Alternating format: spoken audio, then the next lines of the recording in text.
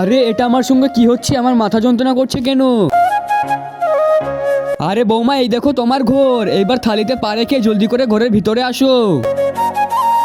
আরে এরকম করে কি দেখছিস তুই? আমি তোর সতীন। হ্যাঁ, একদমই ঠিক ধরেছিস। কি তুমি আমার সতীন? কিন্তু এটা কেন করলো তাহলে? শোন, এরা দুজনে সবকিছু জানার সত্ত্বেও তোর বিয়ে দিয়েছে। এদেরকে শেষ করে দে। ঠিক বলেছো, এদেরকে তো মারতেই হবে। এরা আমার সঙ্গে বিশ্বাসঘাত করেছে। আরে মৌসুমী, তুমি কি ভাবছো? ঘরের ভিতরে চলো। এই তো মা শুয়ে আছে, মায়ের চুলটাকে আগে কেটে ফেলি। এই তো এবার আমার স্বামীর চুলটাকেও কেটে ফেলি। জলদি করে এবার চলে যাই। মালকিন, আমার চুল কাটা হয়ে গিয়েছে, আমি যাচ্ছি।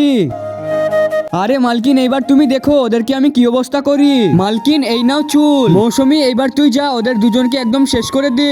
আচ্ছা ঠিক আছে মালকিন, আমি এক্ষুনি যাচ্ছি।